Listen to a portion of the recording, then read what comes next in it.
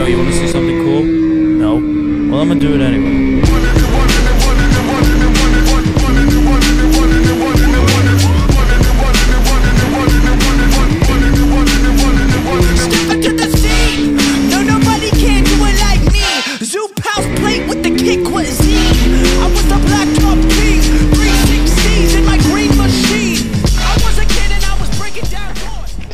Hi guys, so nandito na tayo sa Mototown.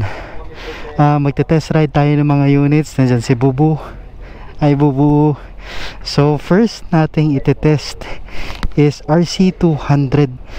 Ang gwapo niya. And ito yung Mototown. Medyo napaaga tayo. Actually, inagahan talaga natin para lahat ng KTM motorbikes ma-ride natin. Ang gagamitin natin ngayon ay KTM RC200. Thank you Mototown, thank you KTM Philippines. Tara, sakyan na natin. Oh, pucha. First upo sa bagong RC200 ng KTM. Medyo mataas siya. Ang seat height nito is 822mm. Tara, switch na natin yung motor. Naka-on na ang display, naka-neutral. Oy, tara, ride. Malambot yung rear shocks niya. Guys, iti-test ko muna yung motor. Papakiramdaman ko muna yung motor. Hindi muna ako magsasalita. Papakiramdaman ko muna yung motor. Titingnan ko muna kung paano siya mag-handle, yung acceleration niya, yung speed niya, yung handling niya. Titingnan ko muna. Tapos tsaka ko sasabihin yung thoughts ko sa inyo mamaya. Mag-getting to know each other muna kami guys.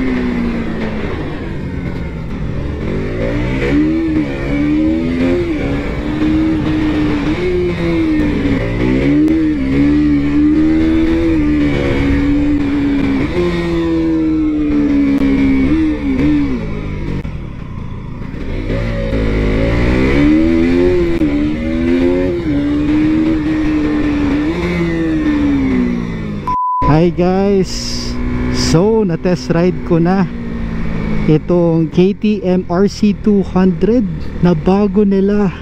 Nakaka-enjoy siya gamitin and yung power output niya sakto lang for its displacement of 199.5cc. At yung handling niya, it would give you confidence on the curves.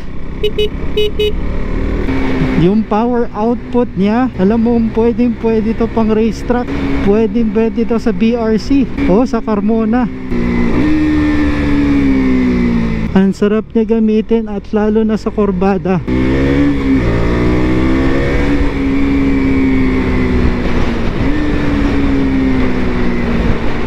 Wala itong other features kahit slipper clutch other than immobilizer. Meron tong kasamang immobilizer for safety reasons. Yun yung okay sa kanya. Talagang raw power yung mararamdaman mo dito sa motorbike na to.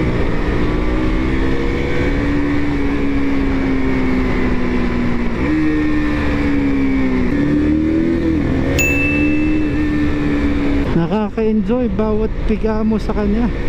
Hanap tayo ng spot na pwede nating i-showcase ito.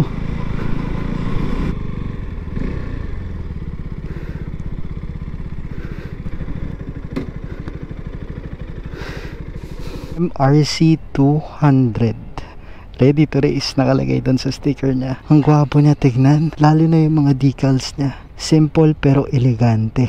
Ang ganda rin nung rear brake lights niya, all LEDs. except for the headlight. Headlight is halogen. Ang front tire nito is 110 by 70 by 17 and ang rear tire nito is 150 60 17. Both disc brakes, both ABS front and rear, and then this is 25 horsepower. Liquid cooled dual overhead cam. Na-test ko na kanina yung motorbike. Sakto yung power delivery niya for its displacement of 199.5 cc. And yung handling niya, it would give you confidence talaga. Ang sarap niya. Sarap niya dalin. Yung tipong ito yung pwede ko dalin sa truck na mag-e-enjoy ako. WP pa yung shocks niya, oh. Inverted fork. Front inverted fork na WP.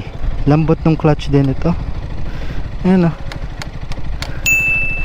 Nakakatuwa din yung panel gauge nito. Makikita nyo, andun na yung tachometer, yung RPM, fuel gauge, andito yung speedometer at may gear indicator. Meron din siyang clock at odometer and other information nandito. Ang masasabi ko lang dito sa motorbike, this is a good bike. This is a good bike for its displacement and for its category. Masarap gamitin yung motor.